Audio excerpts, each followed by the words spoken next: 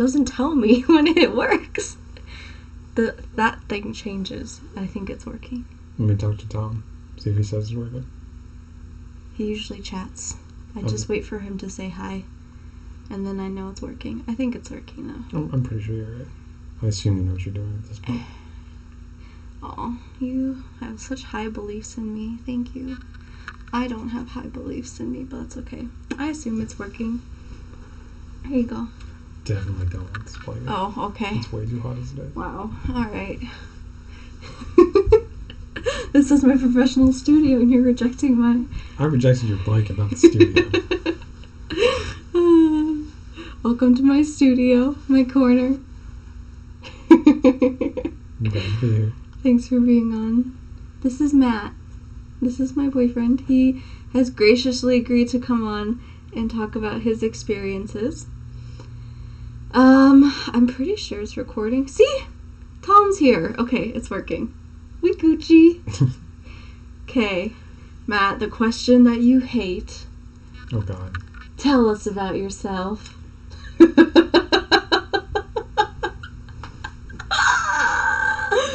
I was raised by a single mom, lived all over the country. I've been in most states, lived in almost as many. I've done a little bit of everything. I've been a janitor, I've worked on movies, I've worked in factories, I've done construction. I'm currently working retail overnights. I didn't know you worked on movies. Mm-hmm. What did you do on movies? I was third assistant camera, second assistant camera, and then just like random things when I was younger. I didn't know that. It's not that fancy.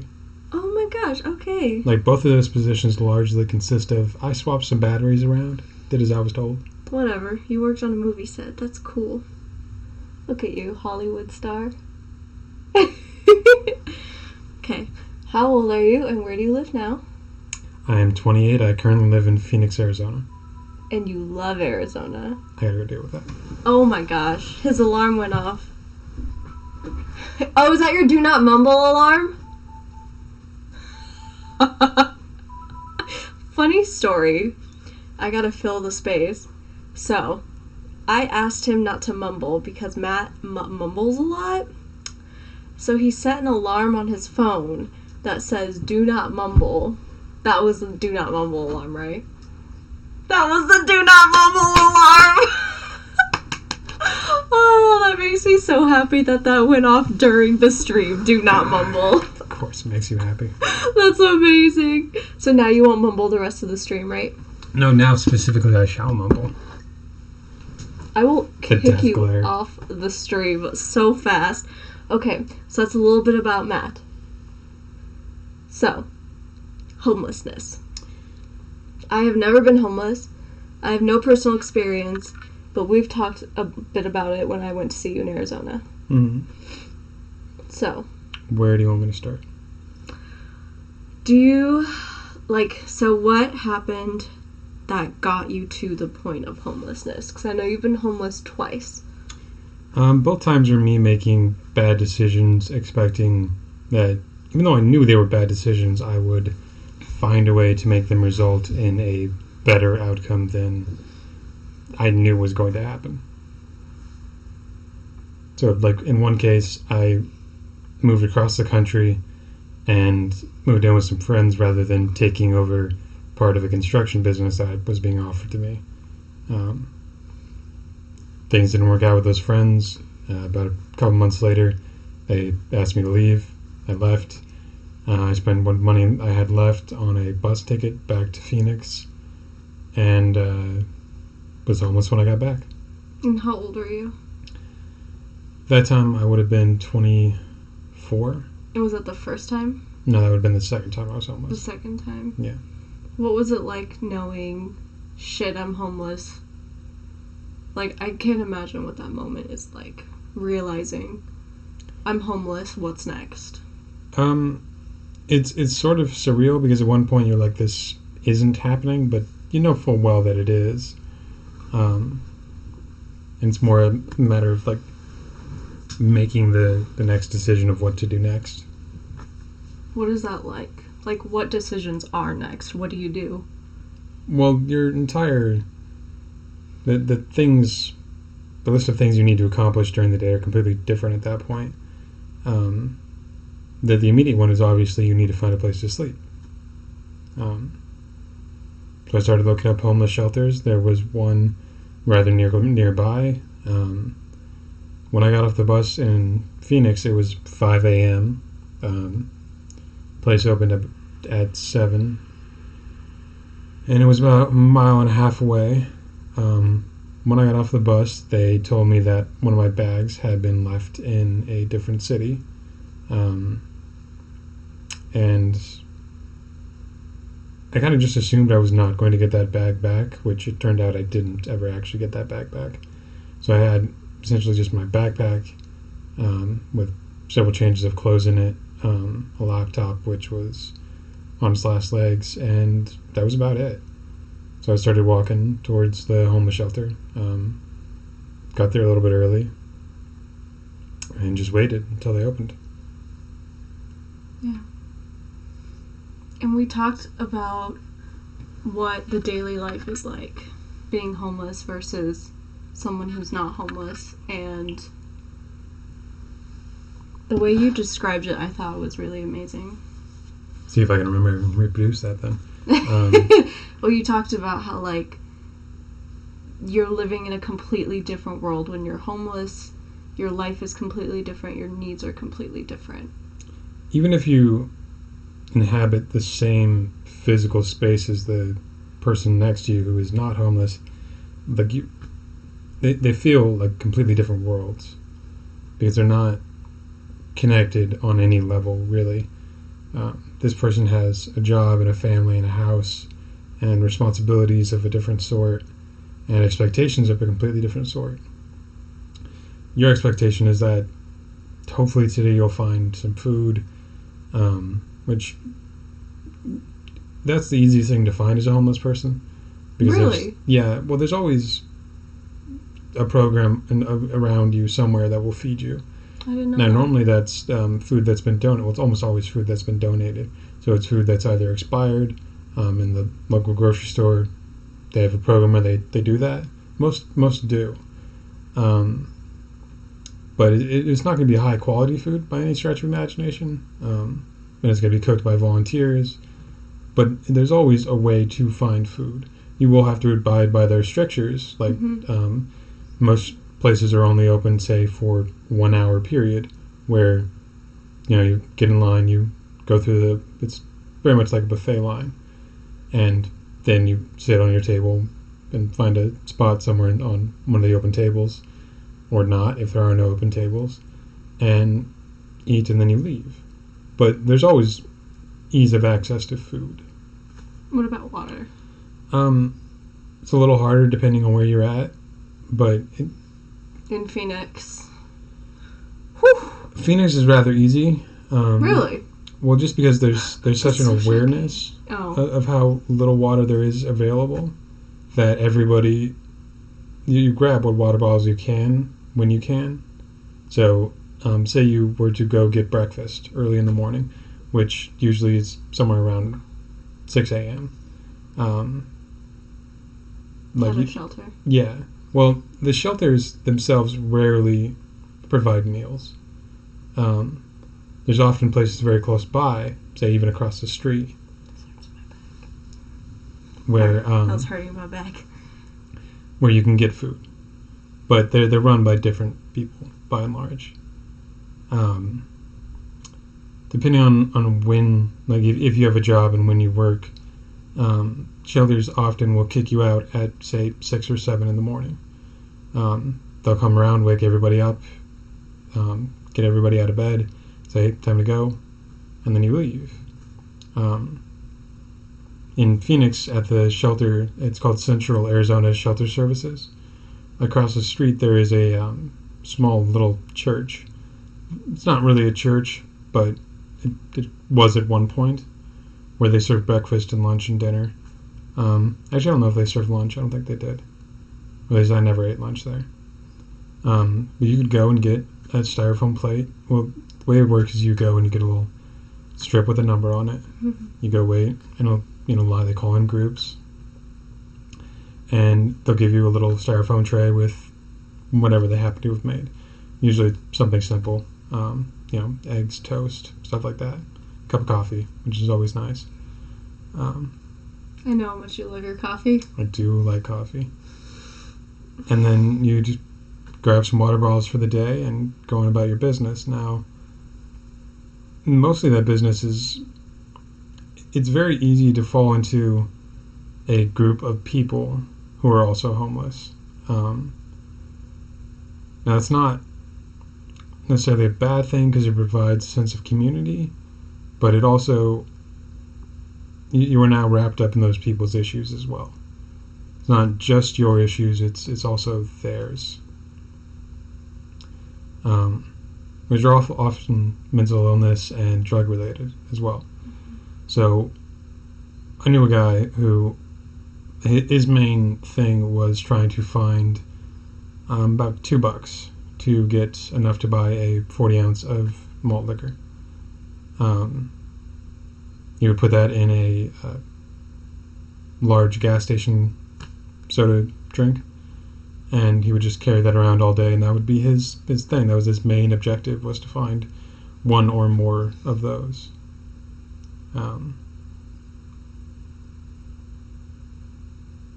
One guy I knew, he had quite a few problems, but he was on the much older side, and he found a way to get an apartment. And once that happened, especially during the hotter months, that became the place to stay, and people would congregate there with whatever they'd managed to acquire for the day. And because you're part of that group, that everybody shares basically everything, whatever that might be, whether it's a joint, some soda, a bit of food, the beer, whatever it might be. Mm-hmm. Lost track of how we got here. That's okay. You talked a lot about the stigma too, and like the fear that came with congregating. Well, the main issue with like that guy's place was we didn't want him to lose it, and there was always the idea that, well, if people see, like, by and large, we were just trying to get out of the 115 degree weather and hide inside, but we were homeless, and some of us looked like it, and even if we didn't, well, everybody knew that he had previously been homeless, so we must be homeless people as well. And all it would take is one person getting upset at that, calling the landlord and saying that he was doing something, or just saying they didn't like it, and he could lose his new place, which would have put him back in the shelter with us, which would not have been helpful for him. He had a lot of health issues. It was one of the reasons why he got the place to begin with. He was an older man. It was very worrisome. Everybody tried to be on their best behavior as much as possible, not cause any problems with anybody, be very polite to everybody they saw, things like that. My naive brain was, well, fuck those people. They should stay out of their business, and that's just not how life works. No, I mean, and it's fair. Like, they don't know who these homeless people are. Like, just because we weren't bothering anybody, and our intention was to not bother anybody, doesn't mean that everybody's is. But that's part of the stigma of being homeless, right? Yeah. That's part of the stigma you have to face is, well, because you're homeless, you're XYZ. Yeah. When, in reality, you're a 24-year-old guy who got stuck in a shitty situation and you just want to get out of the sun. Especially in Phoenix, Arizona, which is the devil's butthole. Definitely is. So, yeah. And those were things that I had no idea until you talked to me about it. And because I had done church things that make you feel good about yourself and handing out food and stuff. Oh, and can you talk about your experiences getting food from strangers? And, like, the things you had to look out for that I had never thought about.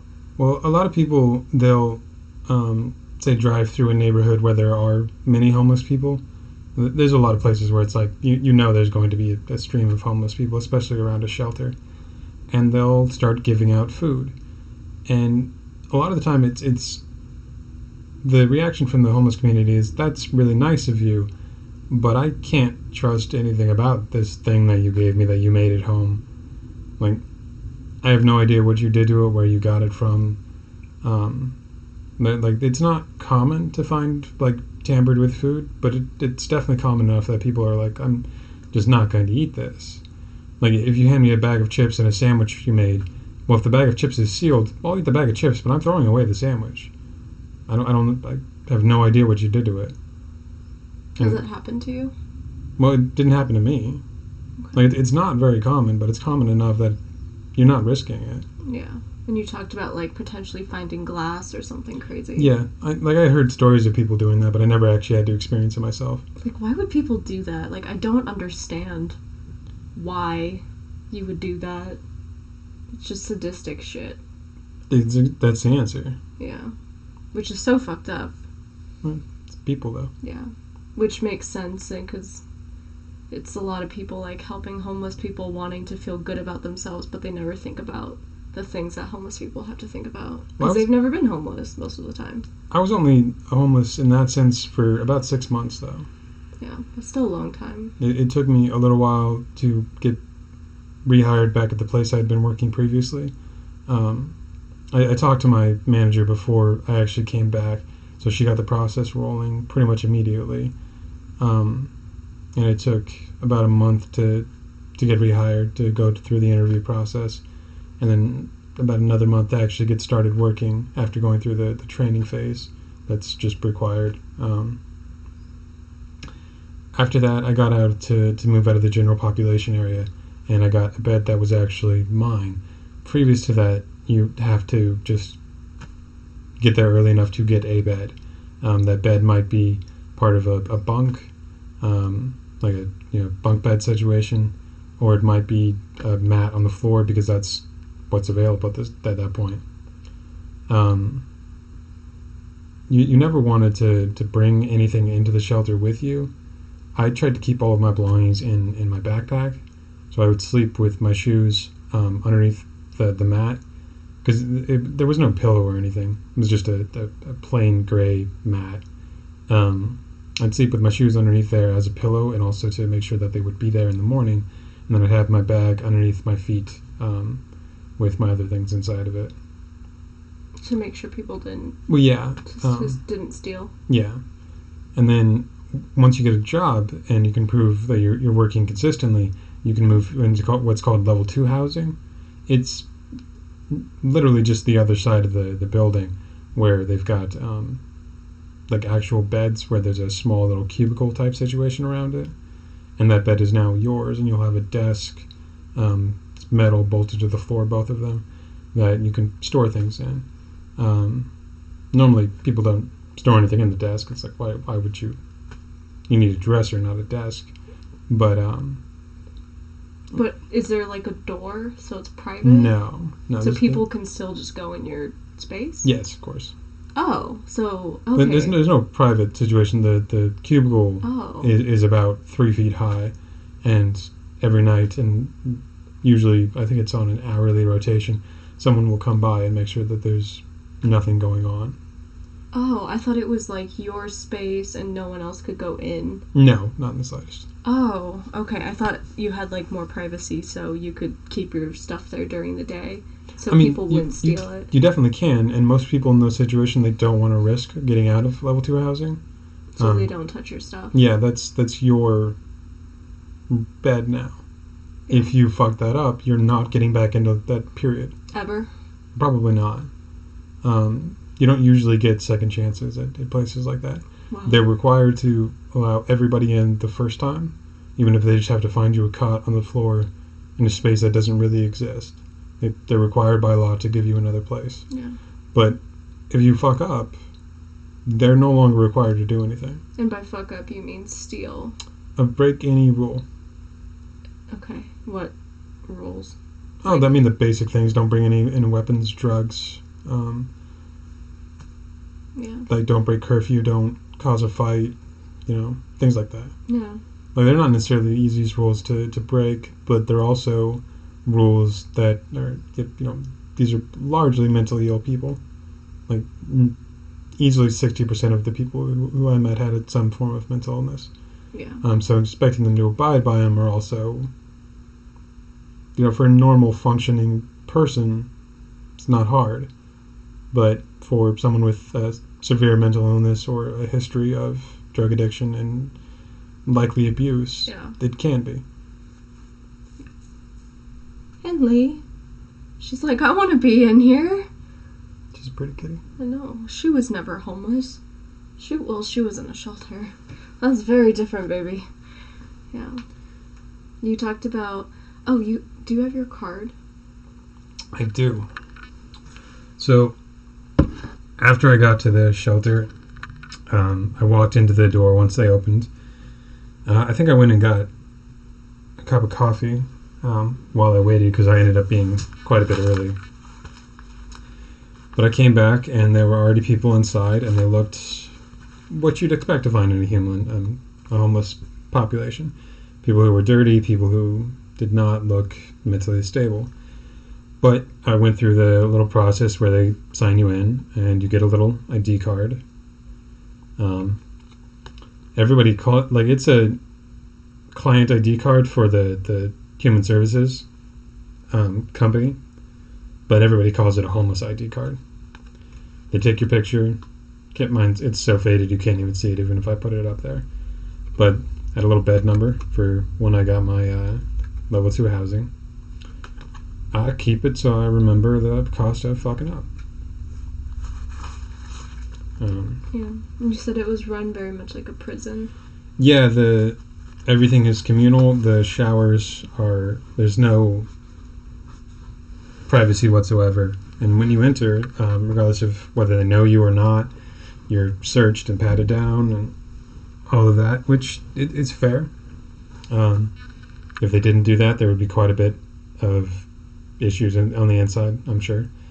People were often caught regardless. Mm-hmm. So I'm sure if they didn't, then there'd be even more. But there's a curfew, you're referred by your number. Yeah. Which is incredibly dehumanizing. Well, for them, I do understand why it is, but I do understand why they do that. They may have never seen you before, they may never see you again. Yeah.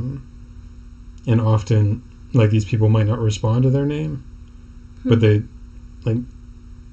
you'll remember which bed is yours because that's where you're staying, that's where your stuff is, and you become intimately connected to it when you come in. Once you're in a level 2 housing, you get treated a lot better, but level 1 housing is pretty rough in general. It's like general population in a prison. That's what it made me think of when we had talked about it. Probably closer to a jail. A jail? Because no one's expected really to stay for very long. But yeah, there's not a lot of actual differences. Okay. So there are a lot more resources out there. That was what I realized after we had talked. There are a lot of ways for homeless people to stop being homeless, but getting the homeless population to trust those resources is next to impossible. Most of these people have had bad experiences with the various resource providers in one way or another. Whether it's just as simple as a mentally ill person who was told to bring 3 different forms and they brought 2 of them and didn't remember the third. And so because they didn't remember the third, they were not able to receive the help that they'd been told they were going to receive. And that causes a lot of people to lose faith in the system at all. They have a lot more faith in their ability to handle things on their own than using the system to help get them out of the situation they're in. Mm-hmm. If that makes sense. Yeah, well, it's like Dance with the Devil, Yeah, in a lot of cases it does become that. They're very adept at getting the basic necessities to survive. So that was 1 or 2 40 ounces of malt liquor every day, or equally basic things like that, rather than using the system that's been set up for them, because it requires them to jump through so many hoops that in traumatized, abused, mentally ill potential drug addict, frankly likely drug addict or alcoholic, is not going to be able to do very well. And it's not forgiving from what it sounds like. No, it's often not. Like a you mess up once, you're out type of thing. For a lot of the shelter services, that is the way it is, but a lot of the homeless population will end up migrating from shelter to shelter because of that. After a certain point, shelters may or may not have forgotten a person, and they can return there. So I bet there's no tracking system. No accurate tracking system. Well, there are tracking systems, but most of these places are not state-run. They're run by companies. So the company itself will retain your information, but the shelter, 2 miles down the road won't, unless you've been there before. Okay. They certainly don't share that information. Yeah. So your mindset when you're homeless is completely different. It's very Maslow's hierarchy of needs. Yeah, it is completely...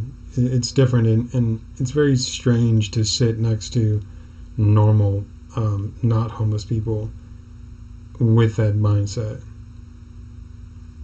So what was it like transitioning into homelessness and then transitioning back out? I knew from the beginning that I was not going to be staying there very long. So for me, it was a different experience probably than a lot of people.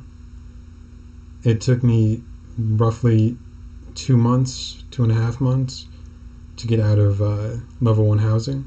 So I got my job fairly quickly, started going there.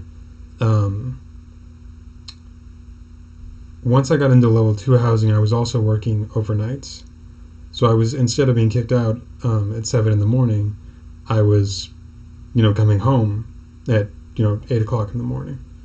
So everybody else would be sitting out in the hot sun, and I would be able to go inside and go to bed. And then I'd wake up and get on the light rail and travel down to a different city actually to go to work. Oh, how were you able to get on the light rail and stuff? Did they provide the passes? Initially they did. Once I started getting an income, I had to buy it on my own. But initially they did. So I got just a bus card, so it applies to the light rail, the different various buses in the greater Phoenix area. Okay.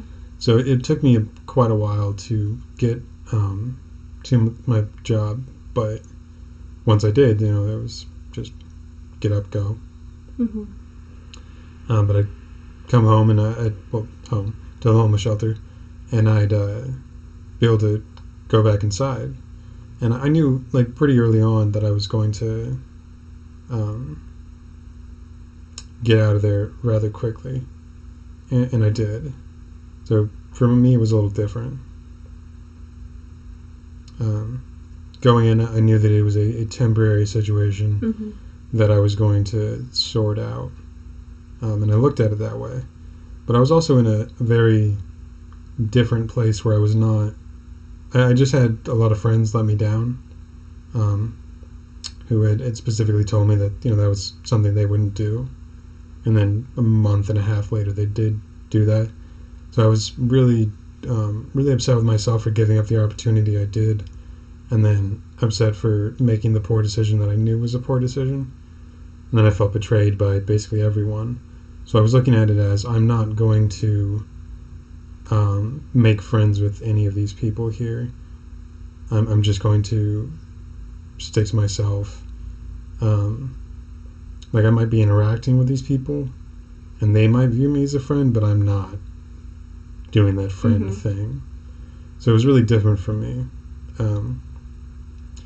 Often the sense of community that people get from the little groups that they form is what keeps them going. For me, it was just my desire to get the hell out of the situation entirely. Yeah.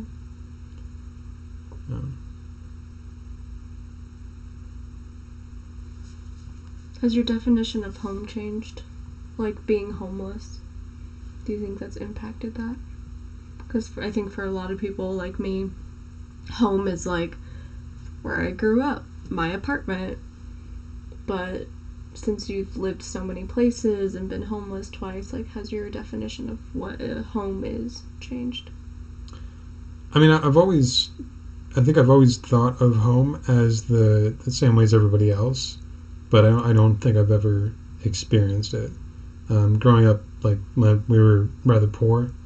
My mother was basically subsisting on Social Security checks from my then deceased father. That went to my brother and I. Then deceased father. He died when I was 12. When you said then deceased, I was like, he was dead and then he wasn't dead. Yep, he died and then died again. Is how I took that, and I was like, hold up. Let's read this real quick. It's about another system. Keep going. Well, I mean, for me, like it's just never been something that I've really experienced, so it didn't really change it at all. But like we moved around from place to place. We were evicted more than once. We lived in hotel rooms sometimes. So no, I've been aware of what a home is supposed to be, and that was the primary objective of moving across the country when I did. But I've never actually could say that I've experienced it, so it didn't cause it to change at all. Mm-hmm. It was just another example of an unstable situation.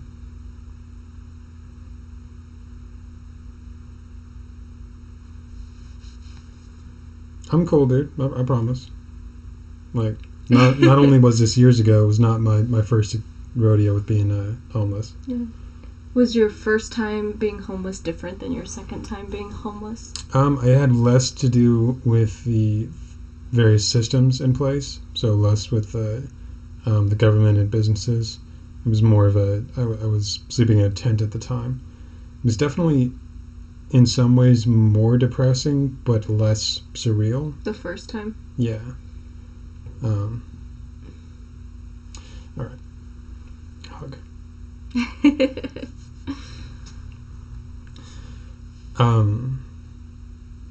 It was very different because I was staying with friends, but also in a tent. So it was a little different. And at that point, it was really just about finding a job after moving across the country again.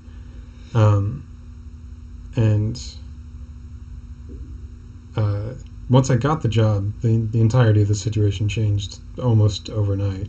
It was very hard to find work in that area. There just weren't a lot of businesses to begin with, and what places there had been, and the people who had been working there for years, those positions were well and truly sold. Like, that person was locked into there. Was that your first or second time? First. Okay. So once I found the job, and I put out the word that I was looking. I applied to every one of those places anyways. But once I found him, the contractor I told you about, a friend of mine, he called me up. He was like, "Hey, I heard you're looking for work. If you want a job, come to X and X location at 6 o'clock tomorrow morning. We'll see what happens." I showed up, I think at like 6 o'clock. It was either an hour early or half an hour early, and I grabbed a broom and just started sweeping shit. Just made myself as useful as I could. And I knew very little about construction at the time. So he started teaching me how to read a tape measure. He saw how much effort I was putting in, so that was worth it to him. And then he began to teach me everything he knew about construction. And we started from there. But I didn't tell him about my situation, but he found out from mutual people that we knew. And at that point, he went to the person that he was primarily working for, got a loan from him, and that was enough for me to get into an apartment. And I went home. This was after a couple of weeks of working there. And I remember that there was a large dumpster bin at the bottom of the hill where I had my tent. And rather than take anything out of the tent, really, I just wrapped the whole thing up and just kicked it down the hill until it got into the dumpster bin. Oh my gosh. And it was such a triumphant experience of kicking that thing in the dumpster because it had gotten wet and it was mildew and mold at that point, inside and out.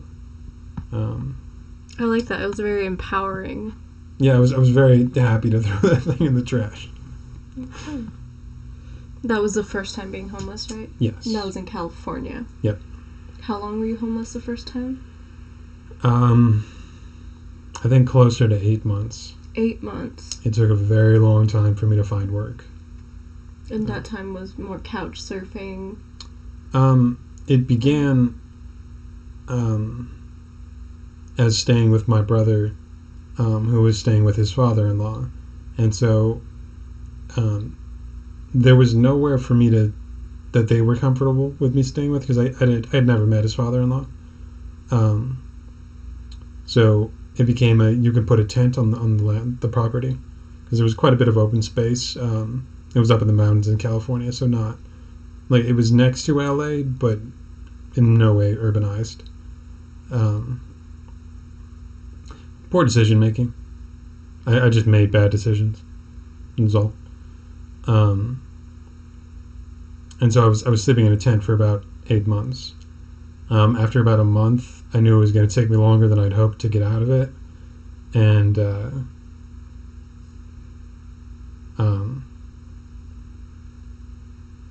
I gave away my cat to a local family where they had a little girl, because I didn't think it was fair to her to try and have her live in the tent with me.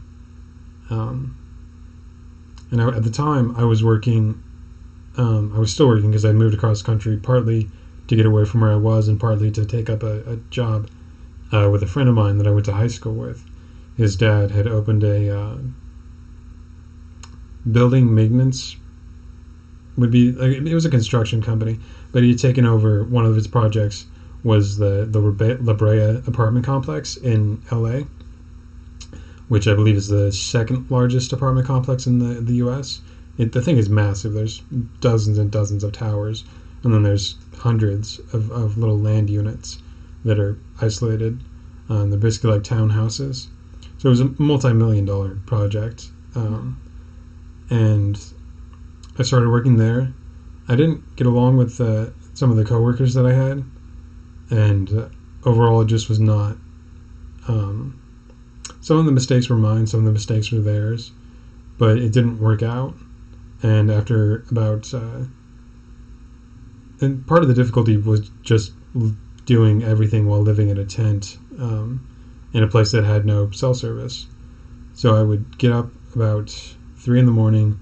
I would walk about 10 miles down to the bus stop. 10 miles? Sometimes I would be able to hitchhike a ride. A lot of the time, no, just because it was this random dude walking down the street. Oh my God. But I would get on a bus, go about 2 hours on the bus to get to the place, and then I'd start working, doing construction. It was mostly demolition and then debris removal. So we, break things down and then take the pieces of debris and throw them in the various dumpster bins. And then I'd get back on the bus for 2 hours, walk the 10 miles back. So you walk 20 miles in a day? For quite a while. And ride a bus for 4 hours? Yep. And do demolition? And then I would get home around 9 o'clock, go to bed. Well, I'd have to call them to make sure whether or not I had to work the next day. But all of it ended up combining to just not. Like, for instance, I didn't have reliable access to a washing machine. So that ended up just being a consistent amount of problems from their perspective in employing me. And eventually they just let me go. So about 3 months into living in the tent, something like that anyways, I was then unemployed. And shortly after... for 3 months? Yeah, something like that. Oh my God. Did not earn enough for that kind of work. That's like something like $13 an hour, $13.50. That's like a 7-hour commute. Yeah, something like that. One way. Because it took me several hours to walk that far. Oh my God. Something like 3 hours. That's insane. Yeah, but something like 13 and a half, I think, which was a good wage for the time. This was before California raised the minimum wage. Jesus. But yeah, it was not particularly enough for me to start doing things. And then I started staying with a friend of mine, well, my brother's friend, really, who let me put the tent on his property because after I lost the job, yeah, well, I definitely didn't get paid for the walk.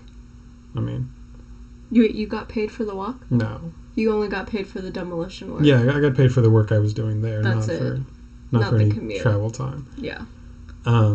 Lord Almighty. But after I lost that job, my brother's father-in-law was no longer comfortable with me staying there, so I ended up putting the tent on one of my brother's friends' properties, and then it took me quite a while to find any other work. Once I did, I started working for the contractor. Yeah. And then very shortly after that, within a few weeks, I was out of the tent and back into a normal living situation. Dang. So that was the first time? That was the first time. So the first time was harder than the second time? Yeah, I would say so. I knew what I was doing the second time around, and I didn't have anybody to stay with, so it was just guaranteed that I was going to have to work within the system. But I also had like a job lined up from step one, so that solved the main issue.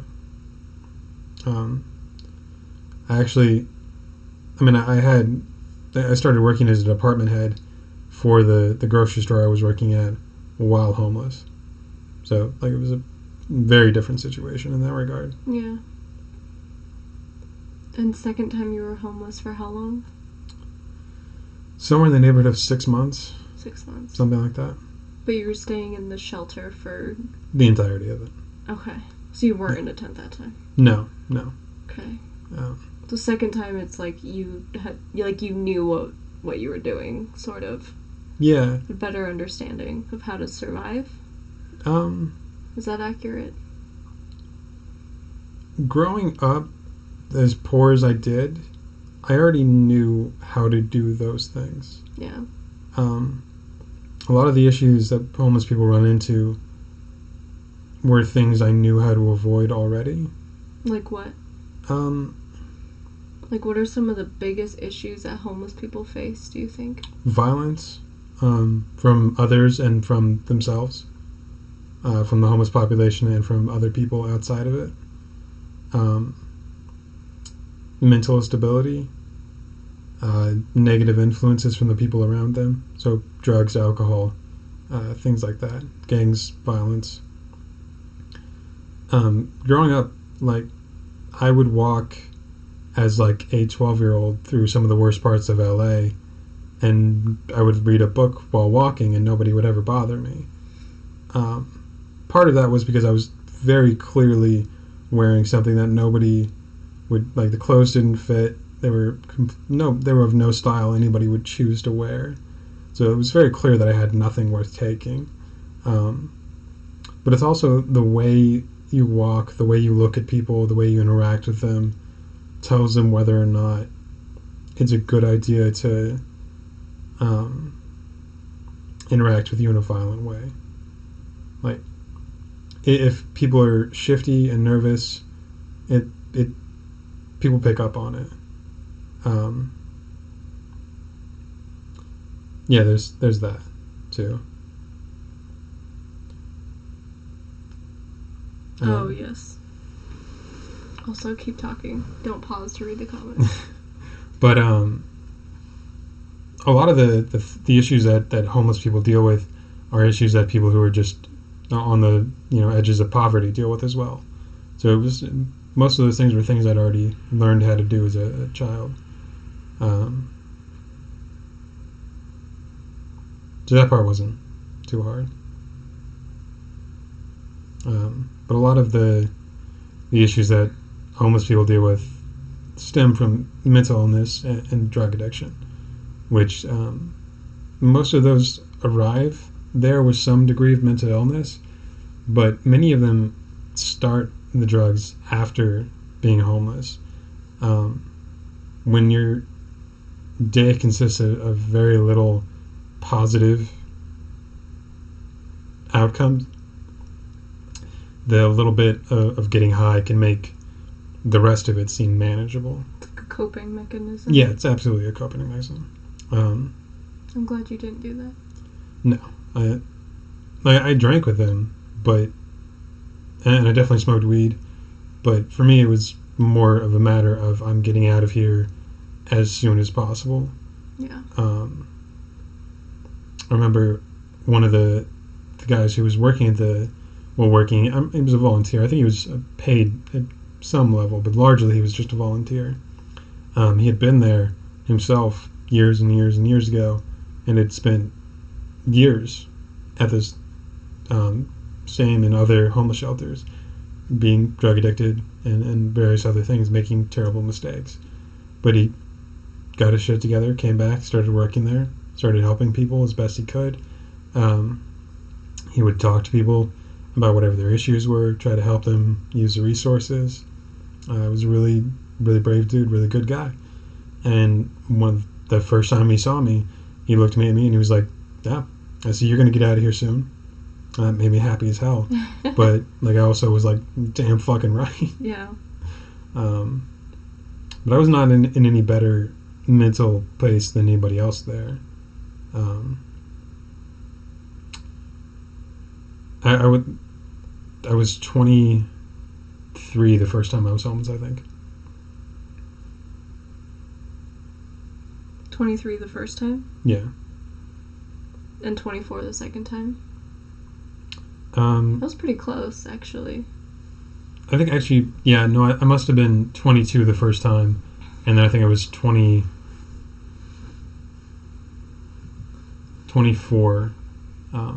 the second time. Maybe 21 the first time. Yeah, they were not too far apart. I had not learned my lesson, to be sure. I still thought I could make terrible decisions and that I was smart enough to figure out how to make it work anyways.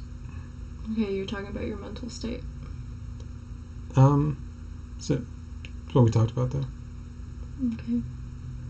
You keep getting distracted, and I'm like, wait, keep going. Yeah, but I also kind of finished the thought. I can't even imagine. I can't imagine either. I remember asking, is dating even a possibility when homeless?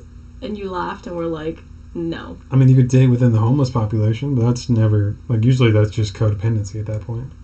Yeah, that's not, a actual relationship. No, it's more of a survival mechanism at that point.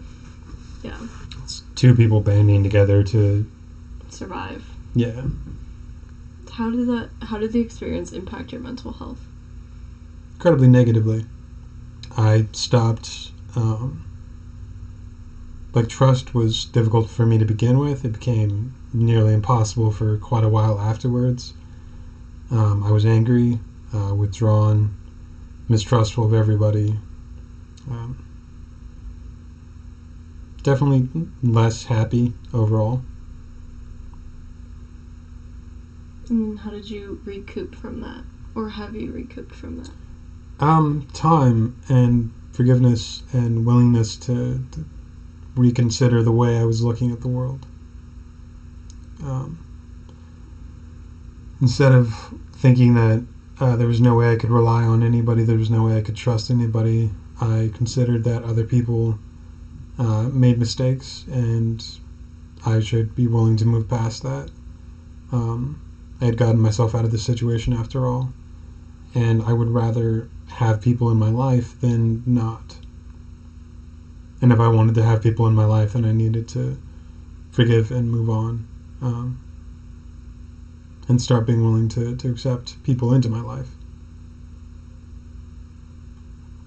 Mm.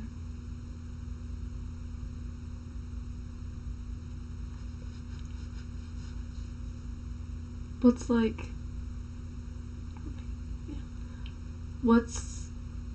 the biggest thing you want people to to know about being homeless, and like I know after we talked, it made me evaluate, like, wow, my attitude when I'm interacting with homeless people or wanting to help, like, I was very selfish, because I feel like a lot of, I think, just people volunteering, they go into it because they want to feel good, and then if they don't get enough gratitude, they get all like, how dare you, I'm da da da, and it's fucking ridiculous. But I was so guilty of that.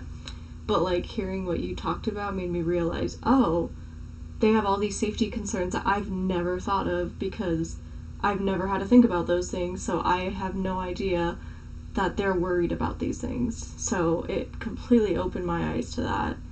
So, like, are there other considerations people should two things think about? One, they live in a very different world than you do. Their daily lives are completely different from the way you interact with the world. And two, they're not lazy.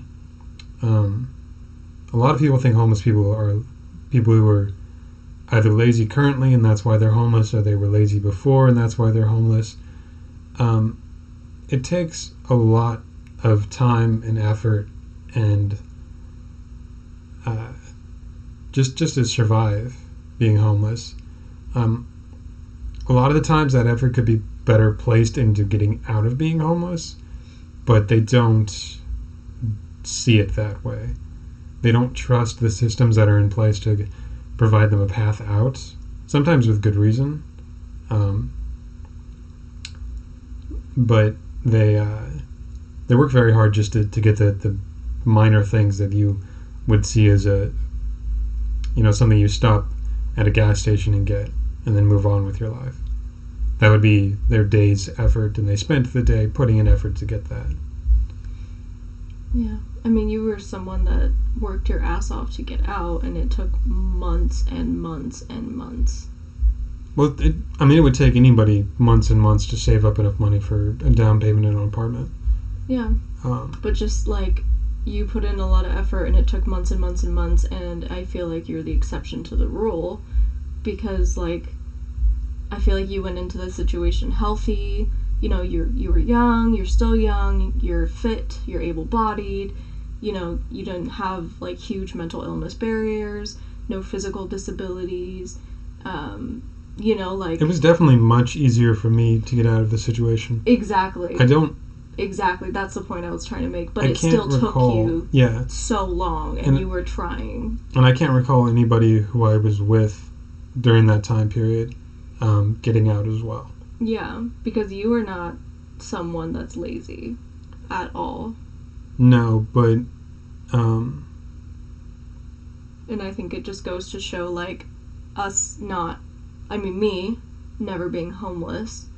One, it's easy to become homeless. It can be as simple as making one or two bad decisions.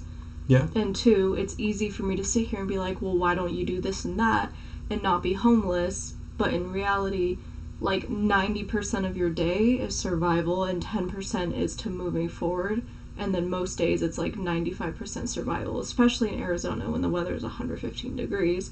That homelessness is way more complicated and way more complex than just, like, from my point of view, someone that's never experienced it, never been close to it.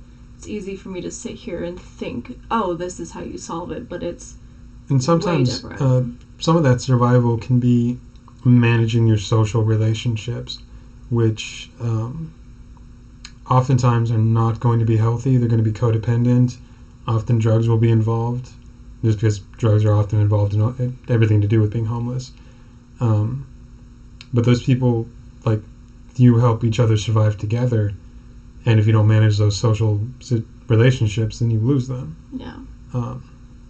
You need that group community to survive.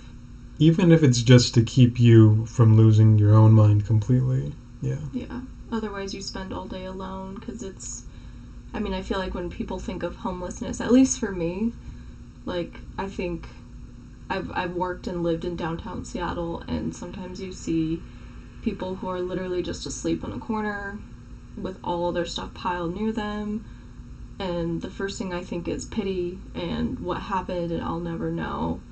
But that's not what it's normally like. Not everybody just sleeps. Yeah, in most a people street don't all have day. those situations. Yeah. That's usually severe mental illness. Yeah, that's pretty extreme, but Yeah. yeah, that's usually what people think of, but they don't think of like what you call a normal person Yeah. going through. Because like, I bet if I had seen you when you were homeless, I probably wouldn't have known. No, probably not. Unless you were walking 10 miles and hadn't showered. I mean, like, I can still recognize a homeless person at a glance now, but there's small things that you wouldn't think about, like the state of your shoes, things like that. Are you carrying a backpack? How big is the backpack? How full is the backpack? See, I never think about those things. Those are the things that'll help you notice a homeless person rather than necessarily them being there with a shopping cart. Yeah, I think we talked about this, because I had asked, like, well, what does a homeless person look like? And it's like asking, well, what does a millionaire look like? You can't really answer that. Yeah, it's kind of hard. I mean, like, you can tell whether or not someone is homeless by looking at them, but describing them, I mean, it ranges as much as anything else does. Yeah. I mean, mental health plays a huge factor, but yeah, the reality I would say it plays the biggest factor. And we think of the extremes, and I think mental health, a lot of people only know the extremes, and that's why a lot of, like, just quote-unquote normal anxiety goes missed. Yeah. And that's why quote-unquote normal people becoming homeless goes missed. Well, I mean, like, even just normal anxiety combined with some poor decision-making and just a little bit of financial instability can result in a person being homeless. Yeah. Now, they're likely to do what I did and get out fairly quickly, but it's very easy for things to happen to them. Say if a woman experiences that, finds herself homeless, she either has a car or doesn't have a car, but is reluctant to go to the shelter services because she sees what it's like there. Say she drives up, sees what it's like, decides she's not comfortable going in with those people, because it's no better on the women's side, and so she decides to spend the night in her car or somewhere else, and say with a friend or someone she met during her experience, and then is raped, and then she gets into drug use to try and badly cope with that, and then the spiral just starts from there. That's true. And before long, she's doing drugs regularly. She's no longer looking for employment. She's probably sold her car. But again, that's an extreme case. Not really. Is it really? That doesn't sound like the norm, if you will. I wouldn't say it's the norm. But as a woman... But it's certainly within the realm of normalcy. As a woman, that is something that I would think about. Yeah. And as a man, that's another thing you didn't have to worry about quite as much. Not as much. Yeah. As a woman, that's something, even like, not homeless, not going to sketchy places. I mean, physical violence is something that every homeless person is constantly aware of. Right. Especially with the degree of mental illness around you. Right. But rape is not... It certainly happens. It's definitely not unheard of at all. Yeah. But it's not...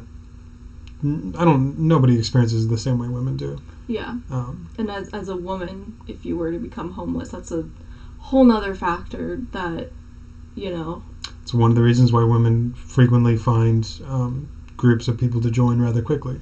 Yeah. It's less likely to be raped if you're in with a group, but that group is also potentially just as likely to spiral you into different forms of instability. Yeah. Yeah. That's really rough. I mean... You really were, in my mind, like the exception to the rule in my mind. I mean, not that I have any experience or familiarity, but like when you had told me, I was completely shocked. I just remember that because I was like, no way, normal people don't become homeless. And then I was like, wow, I am naive, uneducated, and ignorant.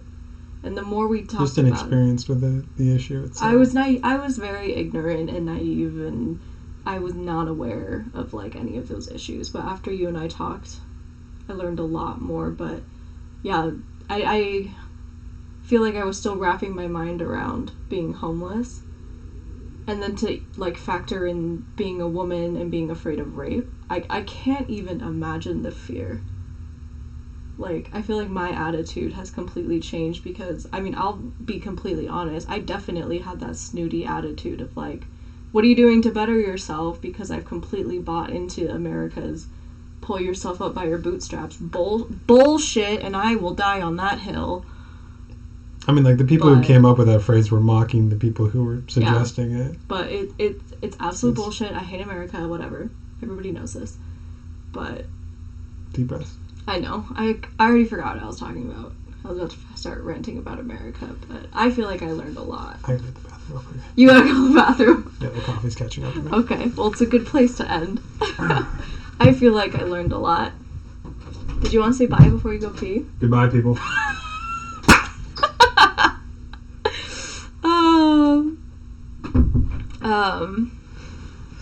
Oh, man. He just ran off to go pee because he's been chugging coffee all day. This man napped for, like, he said 2 hours. It was, like, 4 on my lap. It was really cute. But, yeah, I feel like I learned a lot about homelessness. Thank you, Matt, for being on my stream. He's peeing right now. But I learned a lot. And he's so nice to me, but I was super ignorant. I was naive. I was really snobby and did not have a good understanding.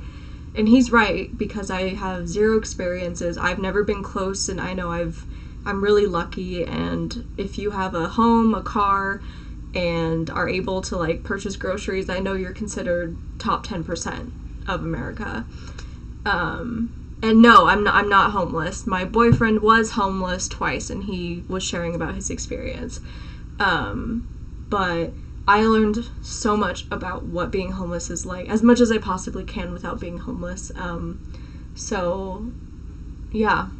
I think, well, I never have good endings. Everyone that's ever watched any stream of mine knows I don't have a good ending, but I know my biggest takeaway is to watch my attitude and understand a little bit more, like, if I want to do something kind for someone that's homeless, check my attitude, put myself in their shoes as much as I can, because they're trying to survive, and me trying to do a nice thing, they're gonna be suspicious. That was something, like, that was mind-boggling to me. So that's something I'm gonna take away, is if I want to give food, give something wrapped. Prepackaged that I cannot tamper with. That was something huge I'm taking away.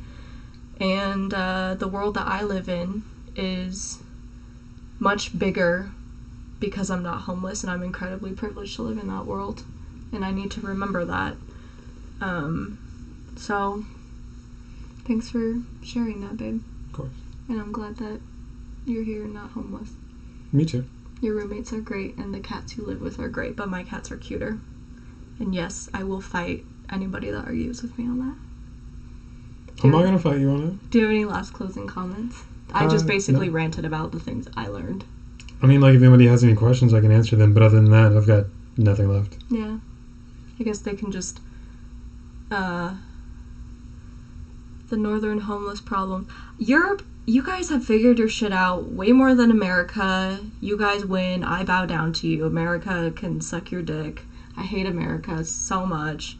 I would move to Europe in a heartbeat. So if any European man wants to marry me, give me citizenship, and take him with you, that would be great. Yeah, Detroit is horrifying. I've never been there, and I don't want to, but I've seen pictures, and anyway. So yeah. Consider this my proposal to every man, woman in Europe or New Zealand. I will happily marry all of you, any of you, and get citizenship. As long as you're cool with us coming together, because we're kind of a package deal. If I don't say that, you'll murder me. No, but I will have some questions afterwards. Okay. So... that's a good end to our stream. Click follow and stuff. I don't know where it is. People on YouTube are all fancy, like, click here to subscribe, click here to follow, and click here for more videos. And I'm like, I have nowhere to point to. Look how cute he is. My cat's back there. That's a window. That's his coffee. He's been drinking. I'm just gonna point at shit. There's a follow button somewhere. It'd be so great if you could click it. That'd be great. Yeah, my boy does need a haircut. You correct. Yeah. He does. I also need a haircut. My hair's very long. So, hey, Williams, follow, and I'll cut his hair. That sounds terrifying. Can I just go to the That would be the best stream ever. Oh, I got ideas. Oh, Jesus. Oh. And you're John Williams. You couldn't just be patient and wait for a week. I was gonna get when I came back. Damn it. My god. I should, do your makeup and hair or something for a stream one day. I have so many ideas. What have you done? Oh, hold on. Let me check my work schedule. I don't think I can stream next week because I'm pretty sure I'm at work. Buzz cut and makeup? No, I won't buzz cut. I'm gonna get real fancy. Okay, I can stream next week.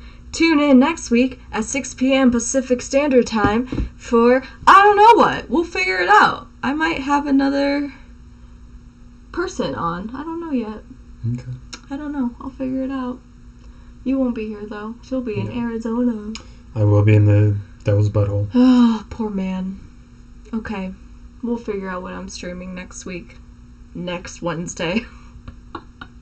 I'm super prepared. Okay, say bye. Bye. Bye. Have a good week. Okay, I gotta figure out how to... I like this Williams person. I don't know who they are, but I like them. Okay. I think I... Oh, here we go.